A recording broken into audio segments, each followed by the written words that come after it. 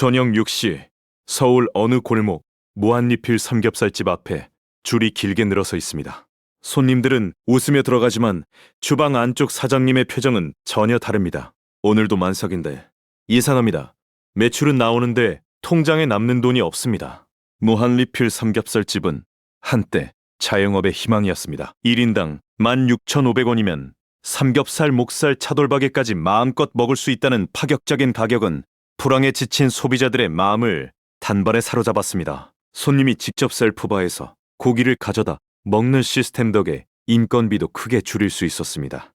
박미담의 전략으로 한 달 매출 5천만 원 이상을 올리는 가게도 적지 않았습니다. 하지만 이 구조에는 치명적인 약점이 숨어 있었습니다. 바로 고기 원가입니다. 2026년 3월 기준 돼지고기 삼겹살의 소비자 가격은 100g당 2,637원으로 1년 전보다 13.5%나 올랐습니다. 목심은 14.5%, 앞다리는 11.8% 상승했습니다. 불과 몇 년 전만 해도 수입 냉동 삼겹살은 킬로그램당 4,000원대에 들여올 수 있었습니다. 그런데 지금은 킬로그램당 10,000원 초반까지 올라섰습니다. 환율 상승으로 수입류 가격이 뛰었고 스페인을 비롯한 유럽에서 아프리카 돼지열병이 다시 확산되면서 수입 물량 자체가 줄었습니다. 사료 가격 상승과 인건비 인상까지 겹치면서 국내산 돈가도 고공행진을 이어가고 있습니다. 그렇다면 무한리필 가게의 수익 구조는 어떻게 되어 있을까요? 일반 고깃집의 고기 원가율이 35에서 40% 수준이라면 무한리필 가게는 25에서 30% 이하로 유지해야 겨우 수익이 납니다. 이 계산의 전제는 한 사람이 평균 370g 정도의 고기를 먹는다는 통계입니다. 문제는 원가율이 30%를 넘어가는 순간 팔면 팔수록 손해가 나는 구조로 뒤집힌다는 것입니다. 실제 서울의 한 무한리필 고깃집 사례를 보겠습니다. 월 매출 5,800만 원에 식자재비 1,720만 원, 원가율은 약 29.6%입니다. 인건비 850만 원, 임대료 420만 원, 기타 비용을 제하면 순이익은 980만 원, 순이익률은 약 16.9%입니다. 언뜻 보면 괜찮아 보입니다. 하지만 이건 모든 것이 완벽하게 돌아갈 때의 이상적인 숫자입니다. 고기값이 10%만 올라도 식자재비는 1,890만 원으로 뛰고 원가율은 32.6%까지 올라갑니다. 순이익은 절반 가까이 증발하고 예상치 못한 변수 하나만 더해지면 곧장 적자로 전환됩니다. 무한리필 사장님들은 이 원가의 공포를 매일 체감하고 있습니다. 가격을 올리자니 손님이 떠날까 두렵고 가격을 유지하자니 남는 게 없습니다. 실제 한 사장님의 사연을 보겠습니다. 김인철 씨는 몇 년 전 일반 삼겹살집에서 무한리필로 간판을 바꿔 달았습니다. 셀프바를 도입해 직원을 줄이고 본인이 직접 주방에 서며 어머니까지 홀에 투입해 인건비를 최소화했습니다. 유가공업체와 직거래를 덮고 처음엔 나름 괜찮았습니다. 하지만 해가 바뀔수록 고깃값이 올랐고 전기세, 가스비, 배달 수수료까지 모든 비용이 동시에 치솟았습니다.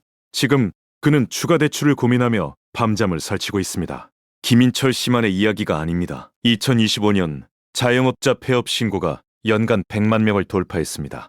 외식업 폐업률은 2024년 기준 11%를 넘기며 5년 연속 상승, 최근 신년 내 최고치를 기록했습니다. 이 가운데 고가리집, 특히 무한리필 업종의 타격이 유독 심합니다. 왜 하필 무한리필이 더 취약한 것일까요? 무한리필 가게의 생명줄은 회전율입니다.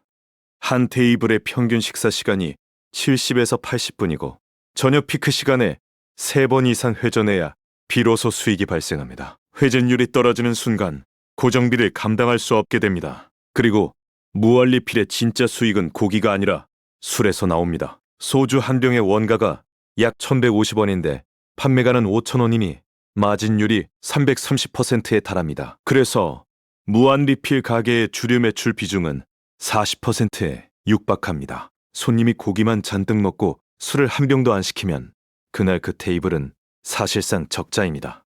여기에 최근 빠르게 늘어난 일인 가구와 소식 트렌드까지 변수로 작용하고 있습니다. 적게 먹는 손님이 많아질수록 객단가는 떨어지고 주류 매출도 동반 하락합니다. 소비자들의 선택지도 달라지고 있습니다. 서울 지역 삼겹살 외식 가격이 1인분 21,000원을 넘어선 지금 소비자들은 차라리 마트에서 고기를 사서 집에서 구워 먹는 쪽을 택하고 있습니다. 실제로 2026년 삼삼데이에 대형마트 3곳이 삼겹살 100g당 800원대 초저가 경쟁을 벌였습니다. 마트에서 800원에 살 수 있는 고기를 16,000원 넘게 내고 식당에서 먹을 이유가 있을까? 소비자는 냉정합니다. 돼지고기 소비 패턴 자체도 변하고 있습니다. 삼겹살 가격이 너무 오르자 소비자들은 100g당 1,500원대인 앞다리살이나 뒷다리살 같은 가성비 부위로 빠르게 이동하고 있습니다.